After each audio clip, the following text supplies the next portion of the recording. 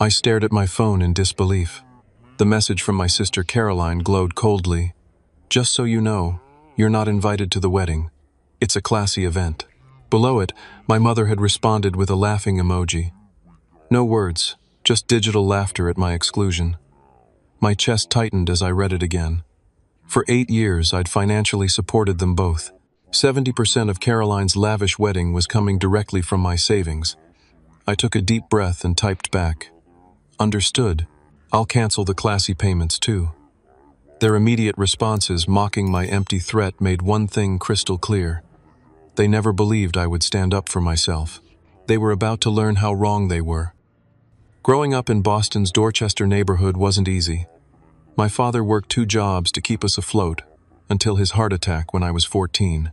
That left my mother Amanda to raise me, and my younger sister Caroline, who was 10 at the time.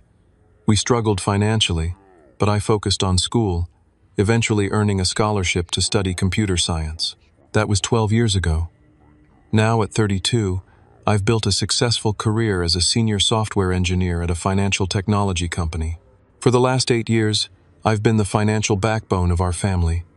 At first, it was emergency support while I was still establishing myself. Mom's car broke down. Caroline needed textbooks for college. But gradually, it became expected. I paid off my mother's mortgage 3 years ago. I funded Caroline's entire education at Northeastern. Anytime either of them faced a financial shortfall, I stepped in. "Ivan, you're so blessed to be in a position to help family," my mother would say whenever she called with another request. The word blessed always felt like a subtle way of saying I hadn't earned my success through years of 16-hour workdays and sacrifices. Caroline graduated with a marketing degree and landed a job at a boutique PR firm in Boston. She met Thomas there when his family's luxury real estate company became a client. Thomas came from old money, with connections throughout Boston's high society. Within 6 months, they were engaged. "This wedding needs to reflect our status," Carolyn told me over coffee last year. "Thomas's family has expectations." What followed was a detailed explanation of why she needed $45,000 from me to create the perfect day. I agreed, of course. I always did. Caroline insisted on keeping my financial contributions secret. "Thomas thinks my family is paying," she explained. "It would be embarrassing if he knew it was just you. His parents would think we're, poor." I supplied. She winced. "Just not their kind of people." I signed the checks anyway. The venue deposit, the designer dress, the premium catering, the exclusive photographer, the wedding planner, whose clients included minor celebrities. Every month, more invoices arrived, and I paid them without complaint.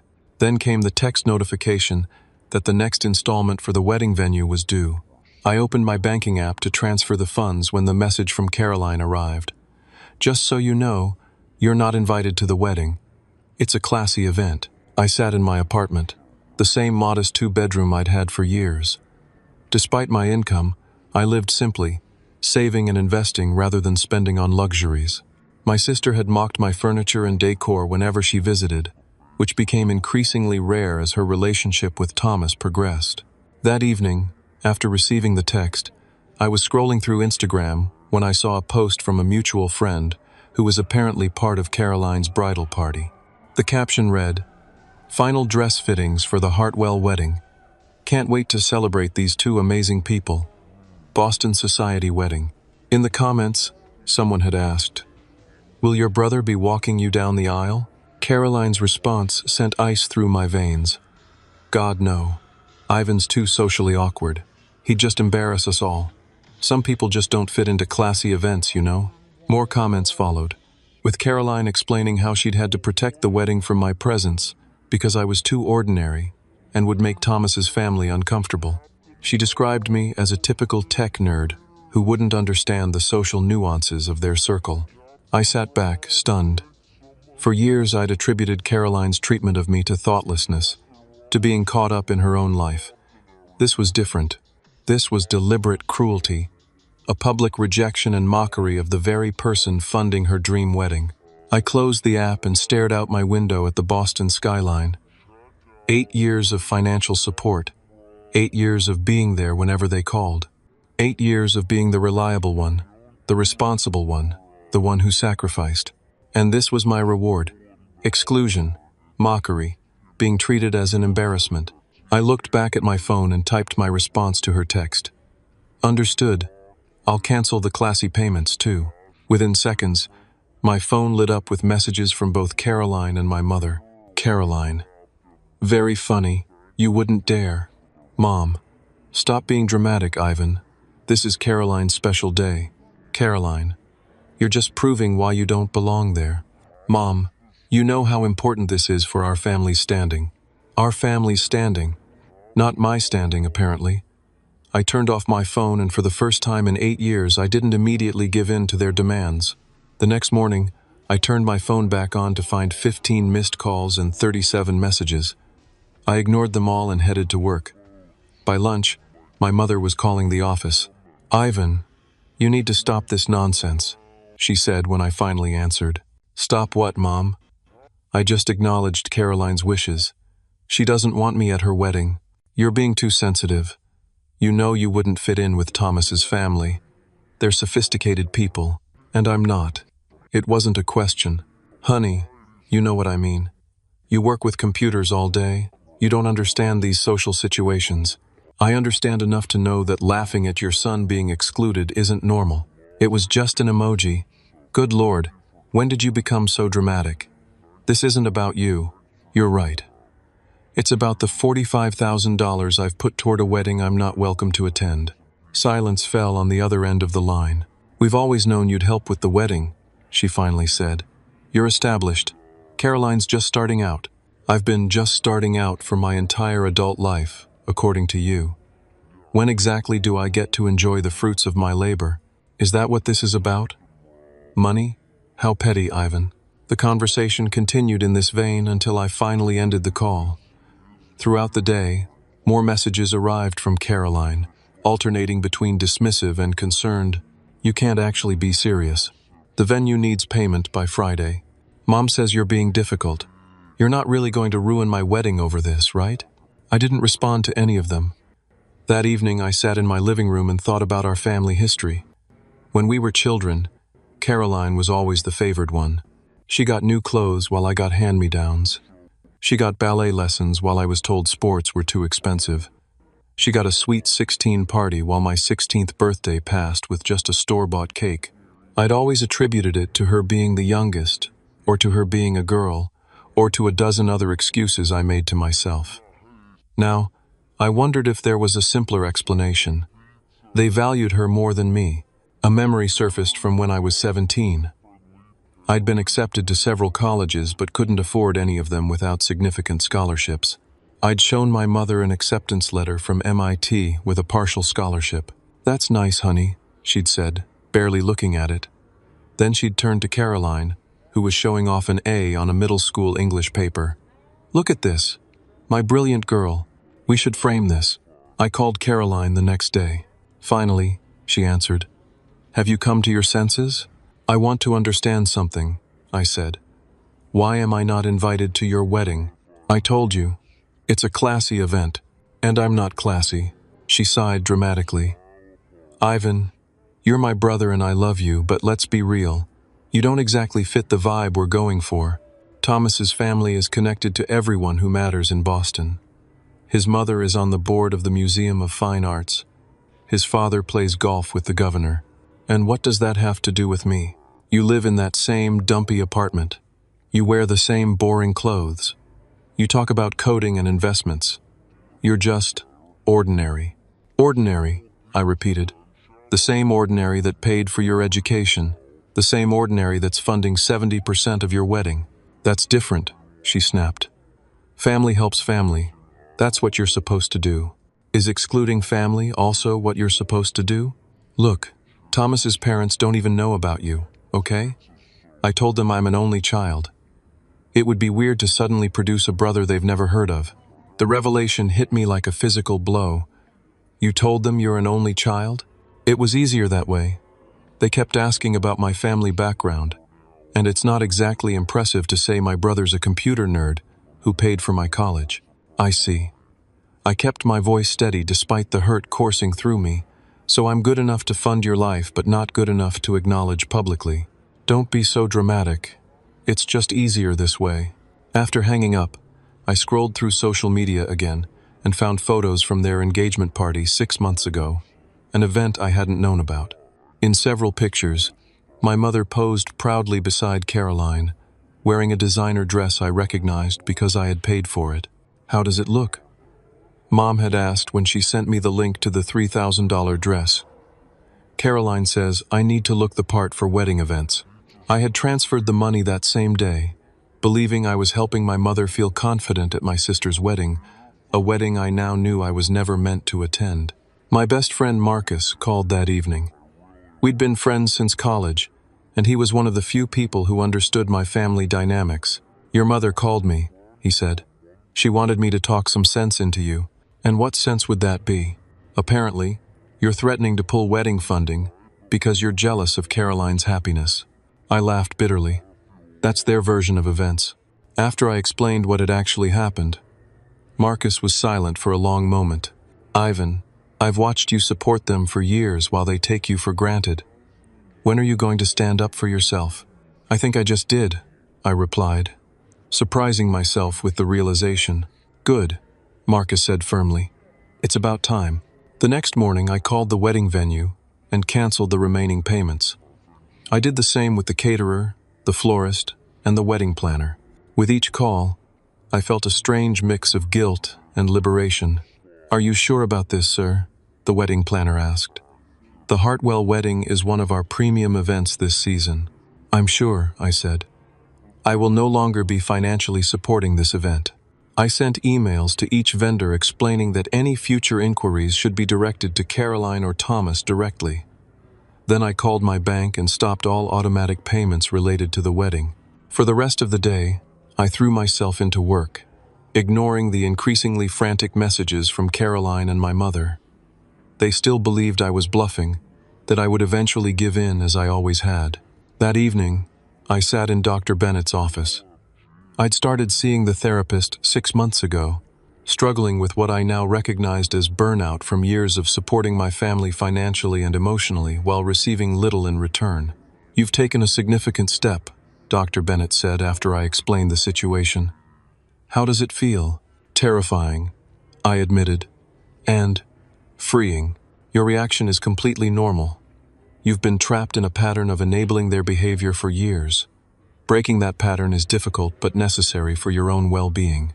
I keep thinking about how this will affect them. Caroline's wedding is in 2 months. Without my money, they'll have to scale back dramatically or postpone. That's a natural consequence of their actions, not your responsibility. They made choices they need to account for that." "But they're my family," I said, voicing the argument that had kept me trapped for so long. "Family relationships should be reciprocal. They've been taking advantage of your generosity without acknowledging or respecting you. That's not a healthy dynamic." By Friday, Caroline's messages had reached a fever pitch. The venue had contacted her about the canceled payments. So had the caterer, the florist, the photographer. "You can't do this to me," she texted. "Everyone will know we can't afford the wedding we planned." I didn't respond. My mother called next. "Ivan, this childish behavior needs to stop. You're punishing your sister because your feelings are hurt." "I'm not punishing anyone," I replied calmly. "I'm simply no longer funding an event I'm not welcome to attend." "So this is blackmail? You'll pay if you get an invitation?" "No, this isn't negotiable. I'm done being the family ATM." The weekend passed with more calls and messages, each more desperate than the last. I spent Saturday with Marcus, hiking in the Blue Hills just outside Boston, something I rarely had time for because family emergencies always seemed to claim my weekends. "They'll figure it out," Marcus assured me.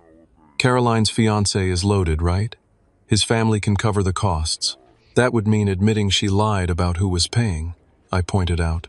"Then that's her problem to solve." Sunday evening, I met my colleague Sarah for coffee.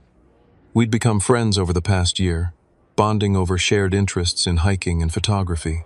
Unlike most people in my life, Sarah knew very little about my family dynamics. "You seem different," she observed. "More relaxed." I found myself telling her the whole story. Sarah listened without interrupting, her expression growing increasingly concerned. "Ivan, what you're describing sounds like emotional abuse," she said when I finished. "They've been exploiting your generosity and manipulating you with guilt." "That seems extreme," I said, uncomfortable with the terminology. "Is it?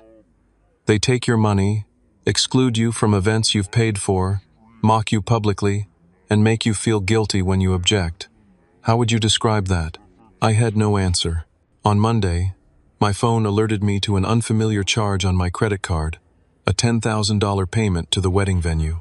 I immediately called the bank and discovered Caroline had used my credit card information, which she had from previous wedding payments I'd authorized her to make. "This is fraud," the bank representative confirmed. "Would you like to press charges?" "No," I said after a moment's hesitation, "but I want to dispute the charge and cancel this card." That evening, my phone rang with an unfamiliar number. When I answered, a male voice said, "Is this Ivan?" "Yes." "Who's this?" "Thomas Hartwell, Caroline's fiancé." My heart raced. "Hello, Thomas. I hope you don't mind me calling. I got your number from Caroline's phone." He paused. "I just found out you exist." Thomas's call left me reeling. Not only had Caroline told his family she was an only child, but she'd also kept my existence secret from her own fiancé until financial necessity forced her hand. "I don't understand," Thomas said, his voice betraying his confusion. "How could Caroline never mention having a brother? We've been together for almost 2 years." "I'm as surprised as you are," I replied truthfully, "though perhaps I shouldn't be. She says you're threatening to ruin our wedding because you're jealous. Is that true?" I took a deep breath. "No. I've been paying for most of the wedding. When Caroline told me I wasn't invited because it's a classy event and I wouldn't fit in, I stopped making payments." Silence fell on the other end of the line. "You've been paying for our wedding?" Thomas finally asked. "Caroline told me her family was covering it as a gift." Her family meaning me, specifically. "I've put in $45,000 so far." $45,000. Thomas trailed off. "I had no idea. My parents have been contributing too. Caroline said it was a joint effort between our families." "Well, that's partly true, just not the families she implied." We spoke for another 10 minutes, with Thomas asking increasingly pointed questions about Caroline's other potential deceptions. I kept my answers factual and unemotional, though it was difficult. "I think we need to meet in person," Thomas said finally.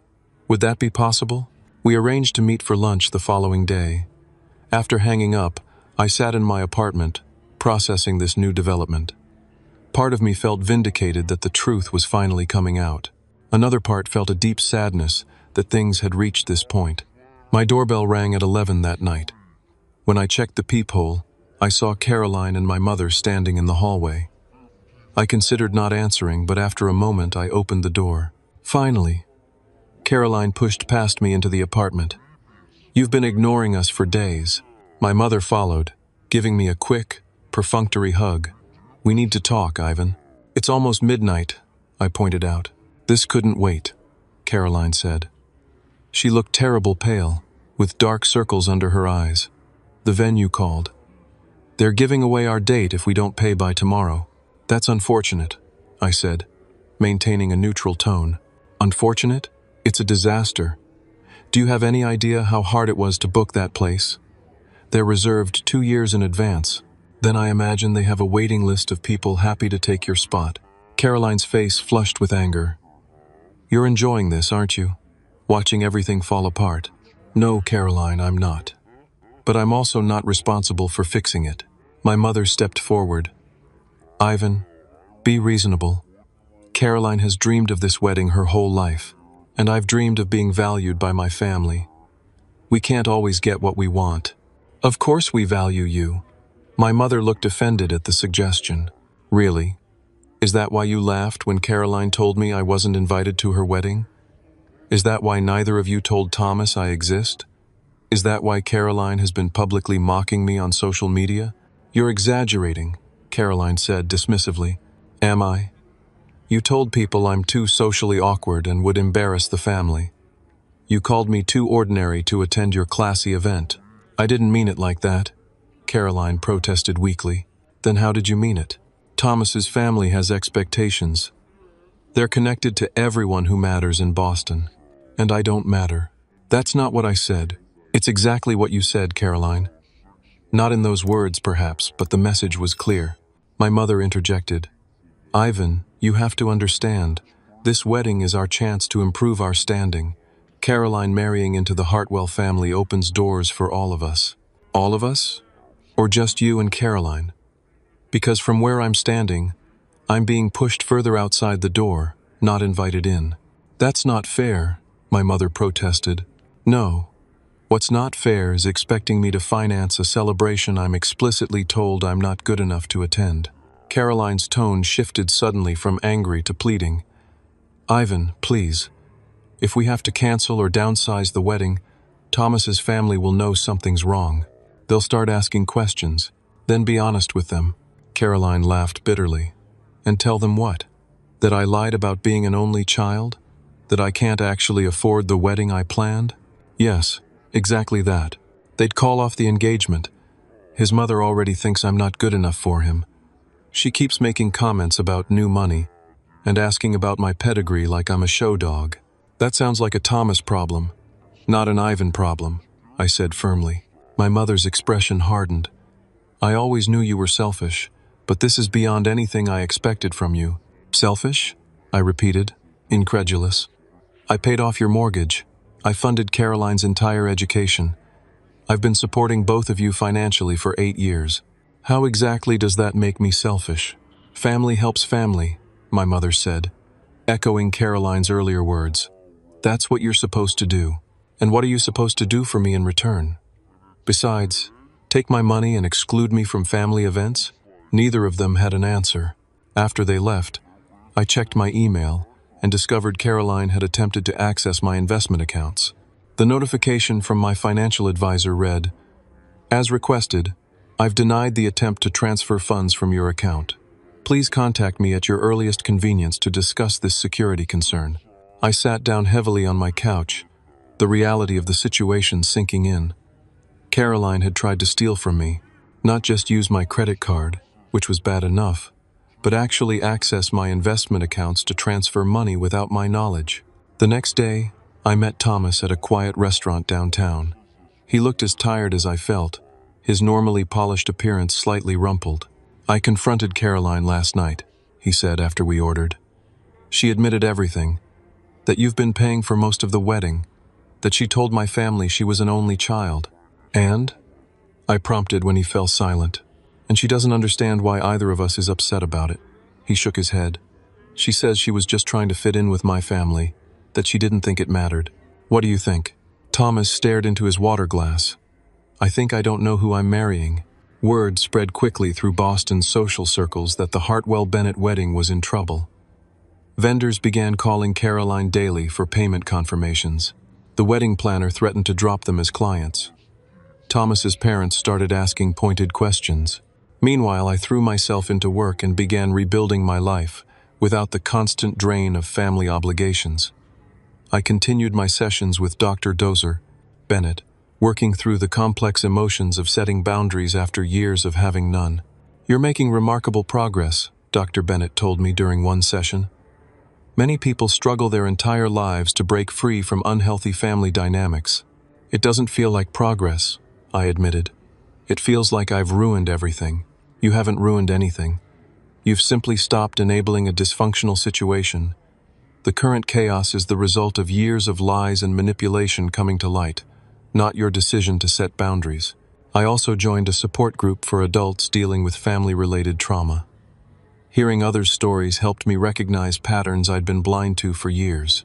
My sister was always the golden child, shared one group member. No matter what I accomplished, it was never as important as her achievements. My mother used money to control me, said another. She'd give with one hand and take with the other, always with strings attached. Their words resonated deeply, helping me understand I wasn't alone in my experiences.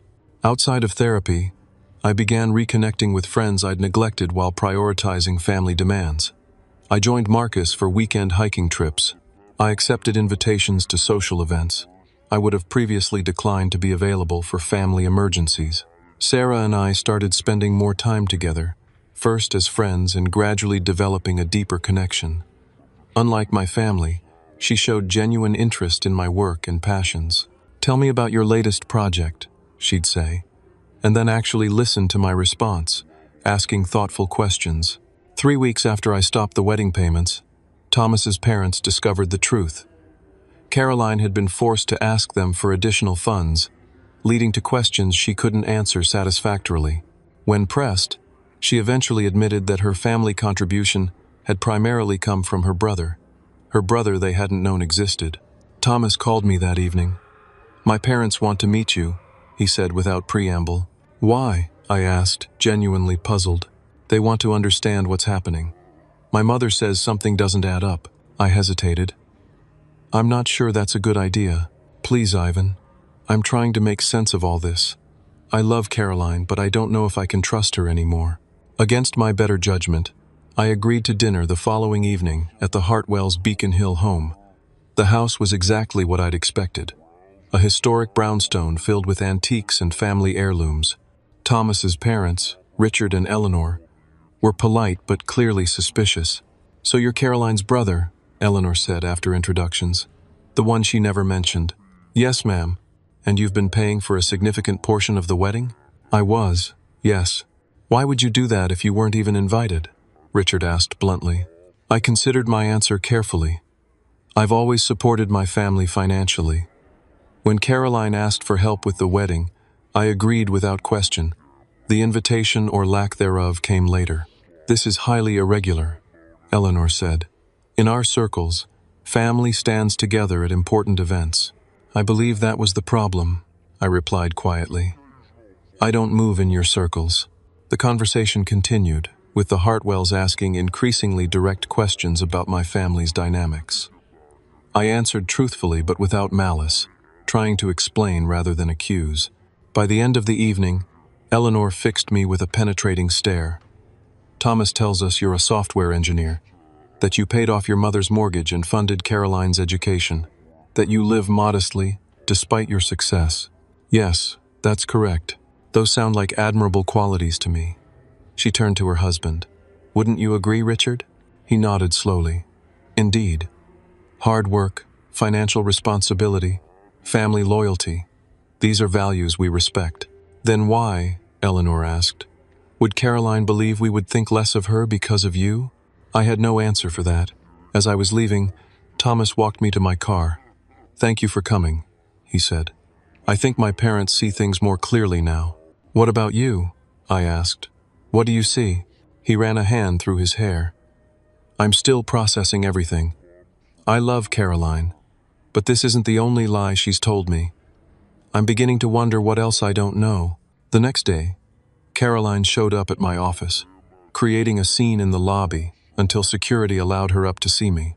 "How could you?" she demanded as soon as my office door closed behind her. "You went to dinner with Thomas's parents? Behind my back? They invited me. Thomas asked me to come. To humiliate me. They spent 2 hours questioning me after you left. They're talking about postponing the wedding now." "I'm sorry to hear that," I said sincerely. "But I didn't say anything untrue. You didn't have to. Just your existence contradicts what I told them." She paced my office frantically. "This was my chance, Ivan. My chance to be someone important in this city. You already are someone important. You're smart, talented, and capable. You don't need the Hartwell name for that. Easy for you to say. You've always had everything handed to you." I stared at her, momentarily speechless. "What are you talking about? You got the scholarships, the high-paying job, the financial security. Some of us have to marry our way up in the world. Caroline, I worked incredibly hard for everything I have. Nothing was handed to me." "Oh, please," she scoffed. "You've always been Mom's favorite." The accusation was so contrary to my experience that I actually laughed. "Mom's favorite? Are we talking about the same mother? The one who forgot my college graduation but threw you a party for finishing your first semester? The one who calls me only when she needs money but talks to you daily? That mother?" Caroline faltered momentarily before rallying. "She pushed you to succeed. She made you independent. She babied me and made me dependent. That's one interpretation, I conceded. Here's another. She neglected me and forced me to become self-sufficient while supporting and nurturing you. That's not true, Caroline protested, but her voice lacked conviction. Isn't it? When was the last time Mom called you just to check in, not to ask for something? Caroline didn't answer.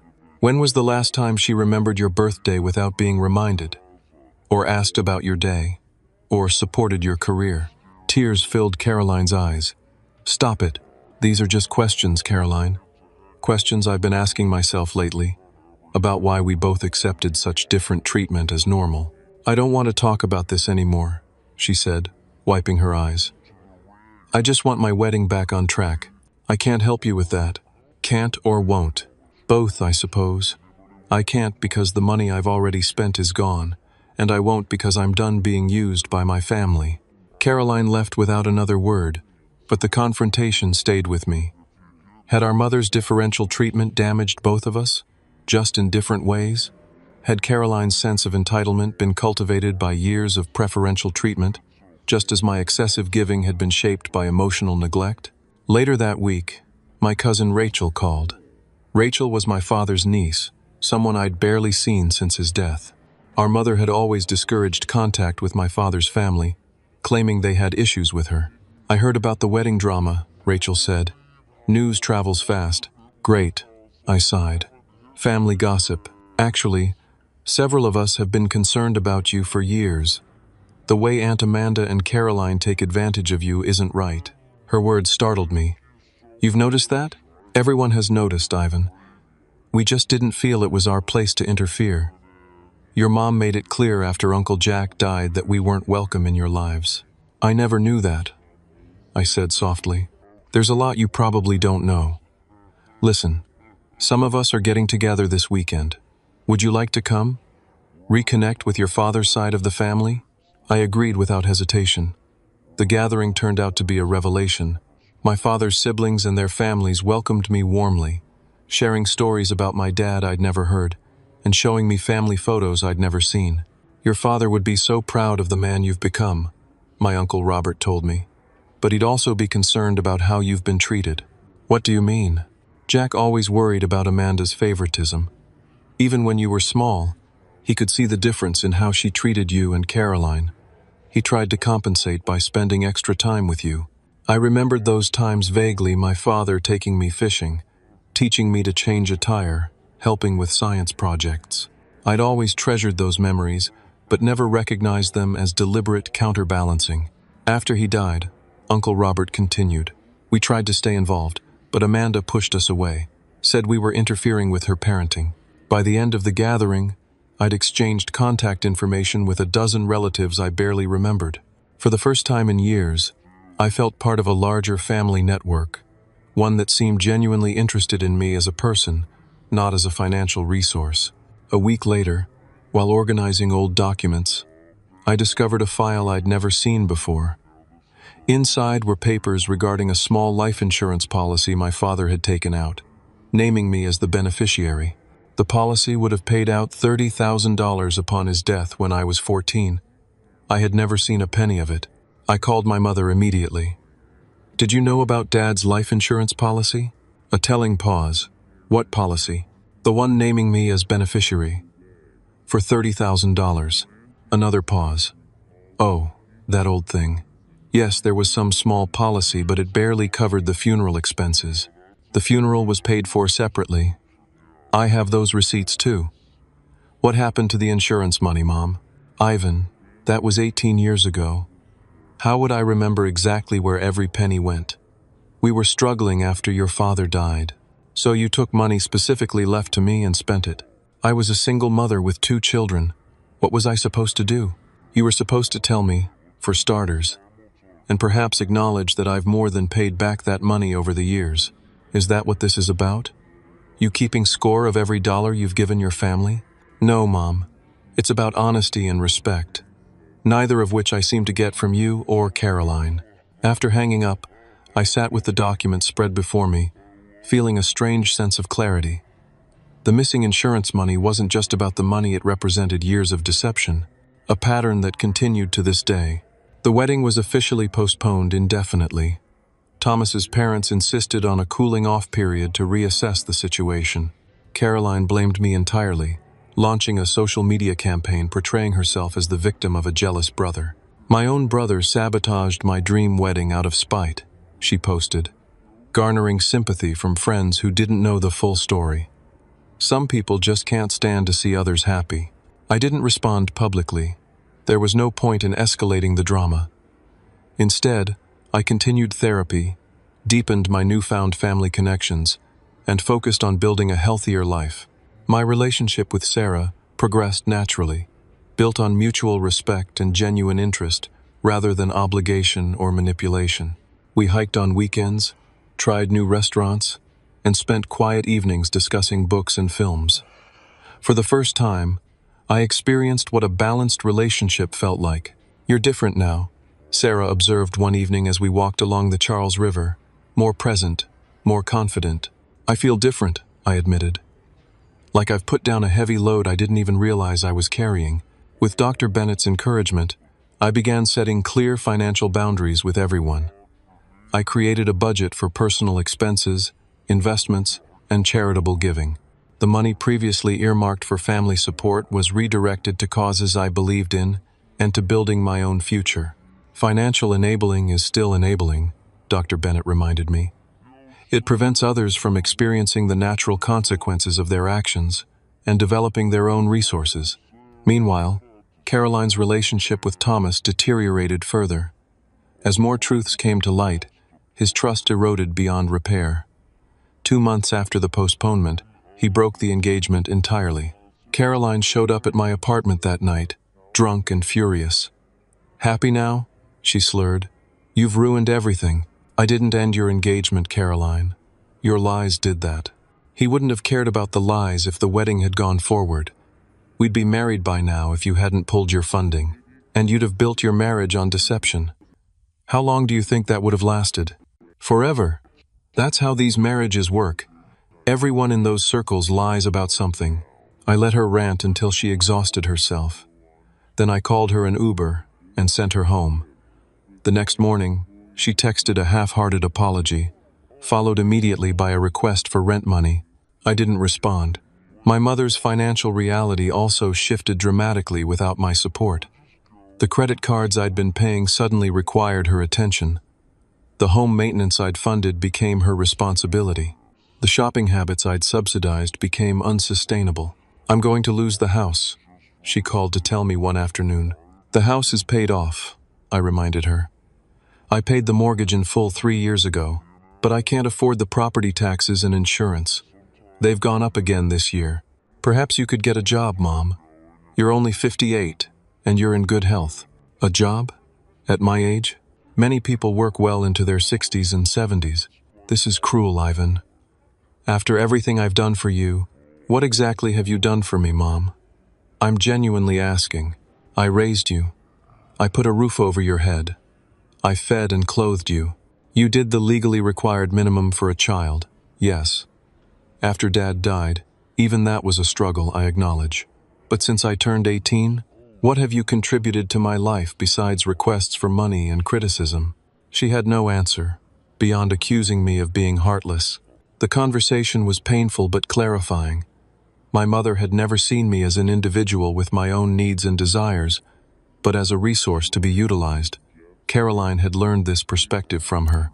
Neither of them had developed the capacity for genuine reciprocity in relationships. Extended family members began reaching out after hearing about the wedding cancellation. Most expressed support for my decision to stop enabling the unhealthy dynamics. "We always wondered when you'd reach your breaking point," my Aunt Judith told me. "Amanda's behavior toward you wasn't normal, even when your father was alive. After he died, it got worse. Why didn't anyone say anything?" I asked. "We tried, early on. Amanda cut us off completely for a while. By the time you were an adult, the patterns were established. You seemed to accept them. My cousin Rachel invited me to her daughter's birthday party, a small, genuine family gathering unlike the orchestrated social events my mother preferred. Being included in a family celebration without being expected to fund it felt novel and touching.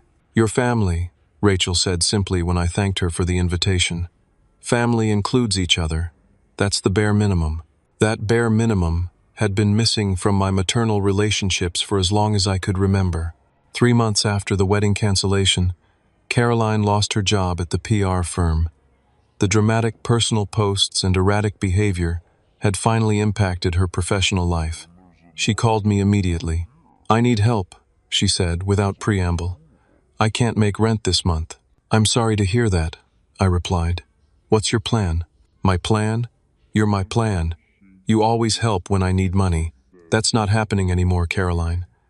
I'm happy to help you brainstorm solutions or review your resume, but I'm not giving you money. So you'll just let me be homeless? Your own sister? You won't be homeless. You have options. You could move in with Mom. You could get a roommate. You could take a temporary job while looking for something in your field. You could sell some of your designer clothes and bags. Those are my things. I shouldn't have to sell my things. Then make another choice. But solving this isn't my responsibility." After several more similar conversations, Caroline finally took action. She found a roommate, took a job at a local coffee shop, and began rebuilding her life without Thomas or my financial support. To my surprise, after the initial anger faded, she began to show signs of genuine growth. "I've been thinking about what you said," she told me during a brief, awkward coffee meeting, "about Mom treating us differently. I think you're right." "Oh?" She always made me feel like I was special, but also like I couldn't succeed without help. Like I was both better than everyone else and completely incapable at the same time.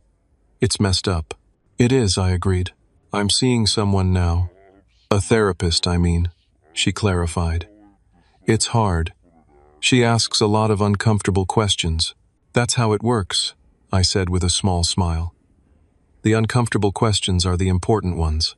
Our relationship remained strained, but that conversation marked the beginning of a potential new dynamic, one based on honest communication rather than transactional exchanges. My mother proved less open to change. When her attempts to guilt me into resuming financial support failed, she turned to more manipulative tactics, including fabricating health scares and threatening to sell family heirlooms. "I might have to sell your father's watch," she told me one day, "unless you could help out this month." "Dad's watch is in my possession," I replied calmly. "It has been since I turned 21, when he specified I should receive it." Her tactics grew increasingly desperate as her financial situation deteriorated.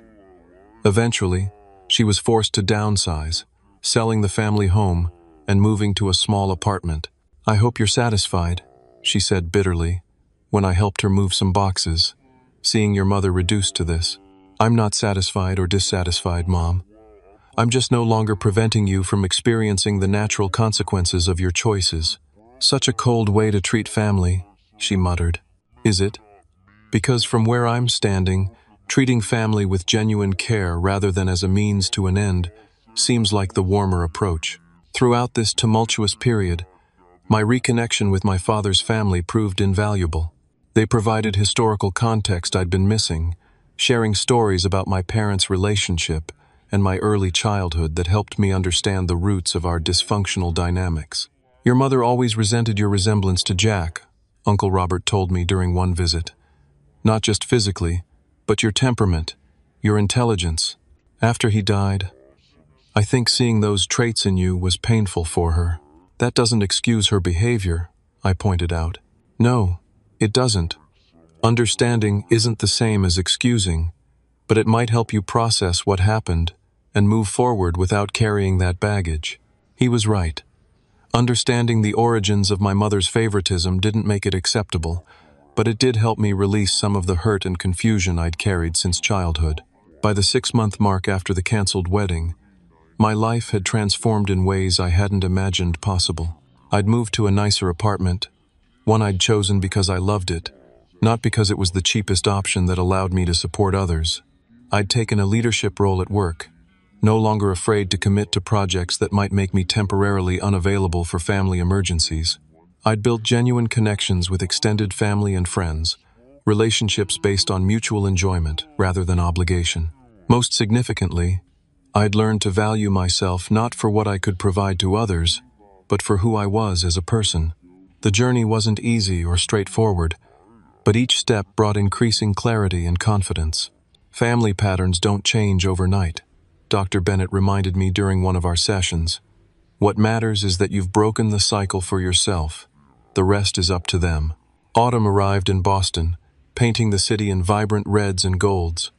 Nearly 8 months had passed since the wedding cancellation, bringing significant changes for everyone involved. Caroline had gradually rebuilt her life on a more authentic foundation. After several months at the coffee shop, she'd secured a position at a smaller marketing firm with a more collaborative environment. Her social media presence had transformed from carefully curated perfection to honest reflections on personal growth.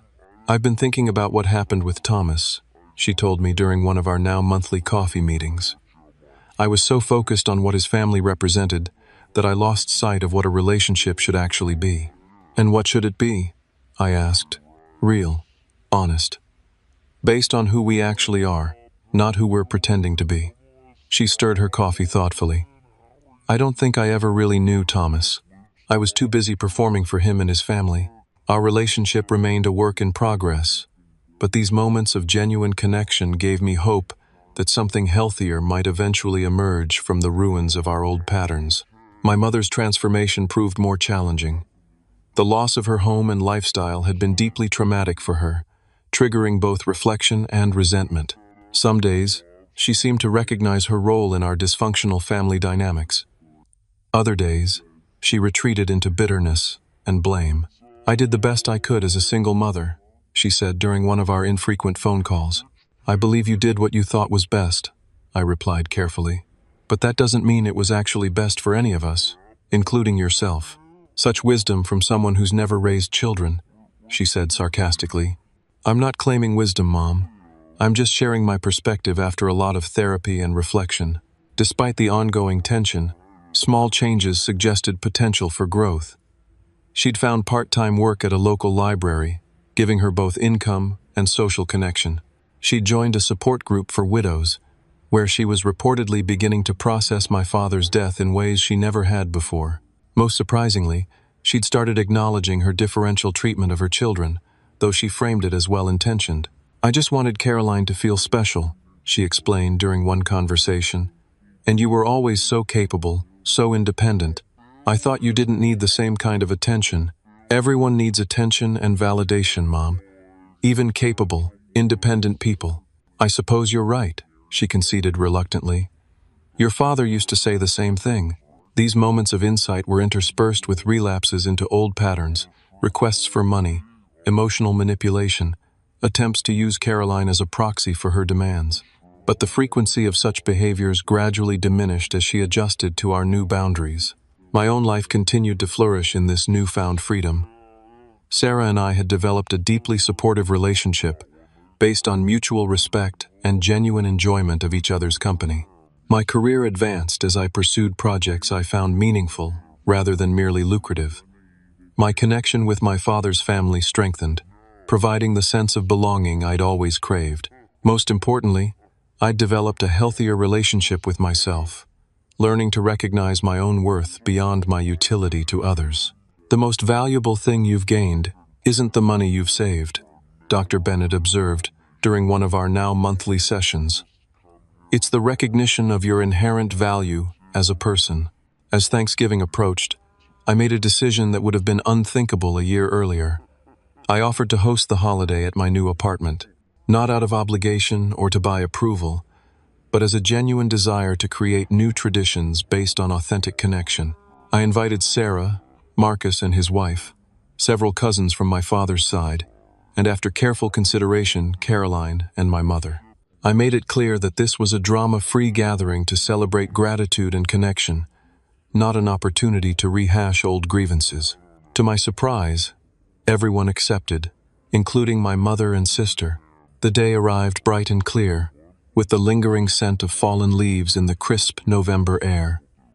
I spent the morning cooking with Sarah, preparing traditional dishes alongside new recipes we wanted to try. The atmosphere was relaxed and joyful, untainted by the tension that had characterized family gatherings in the past. Guests began arriving in the afternoon. My cousins brought side dishes and wine, Marcus and his wife brought a spectacular dessert. My Uncle Robert arrived with old family photos he'd unearthed, including several of my father at my age that showed our striking resemblance. Caroline arrived next, visibly nervous but making a visible effort to engage positively. She complimented the apartment sincerely and offered to help with final preparations. My mother arrived last, standing tentatively at the threshold as if uncertain of her welcome. I invited her in with a genuine smile, showing her where to place her contribution, a sweet potato casserole made from my grandmother's recipe. "Your father always loved this dish," she said quietly. "I haven't made it since he died." "Thank you for bringing it," I replied, recognizing the gesture for what it was, a small but significant step toward healing. As we gathered around the table, I looked at the diverse group assembled, the family I was born into, the family I'd reconnected with, and the family I'd chosen. Each relationship had evolved over the past year, some dramatically, others in subtle but meaningful ways.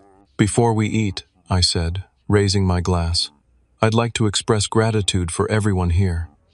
This year has brought significant changes for all of us, changes that were painful at times but ultimately necessary.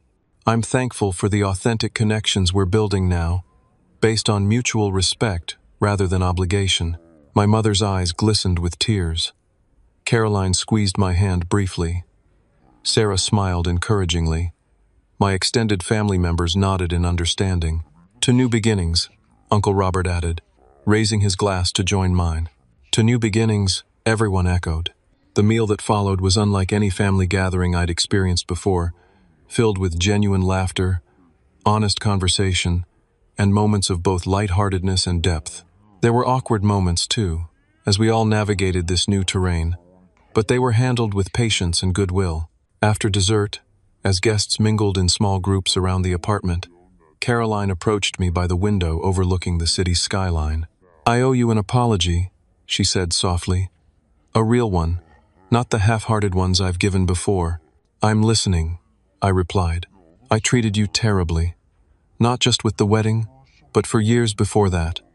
I took advantage of your generosity. I excluded you when it suited me. I mocked you behind your back." She took a deep breath. "I'm deeply ashamed of who I was then. Thank you for saying that. The thing is, I never really saw you, Ivan. I was so focused on what you could do for me that I never actually knew my own brother." Her voice trembled slightly. "I'd like to change that if you're willing. I'd like to know who you actually are." "I'd like that too," I said, surprised by the emotion in my own voice. Across the room, I noticed my mother watching us, a complex expression on her face. When our eyes met, she didn't look away as she might have in the past. Instead, she gave a small nod that somehow conveyed both acknowledgement of past wrongs and hope for a different future. The path forward wouldn't be smooth or straightforward. Old patterns wouldn't disappear overnight. Trust would need to be rebuilt gradually, through consistent actions rather than mere words.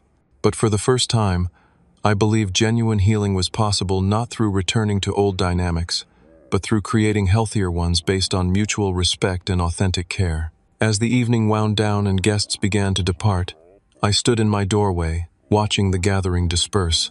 Sarah joined me, slipping her hand into mine. "Proud of you," she said simply. I squeezed her hand in response, feeling a profound sense of peace. The journey from doormat to self-respect had been painful and difficult, requiring me to confront not only my family's treatment of me but also my own complicity in those patterns. Yet standing here now, I wouldn't trade that journey for anything. In choosing to value myself, I'd created space for others to see and value me too for who I was, not what I could provide. Some relationships had been lost or transformed in that process. Others had deepened and flourished. What remained was more authentic and meaningful than what had come before. As I closed the door on the day's gathering, I felt a sense of closing a chapter as well.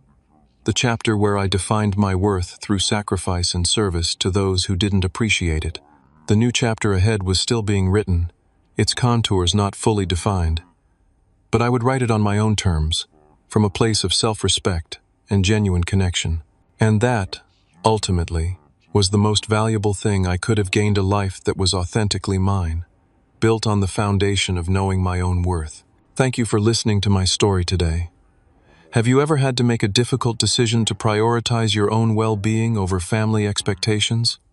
I'd love to hear your thoughts in the comments below. If this story resonated with you, please like, subscribe, and share it with someone who might need to hear that it's okay to set boundaries with family. I appreciate you spending this time with me, and I wish you strength and courage on your own journey to self-respect.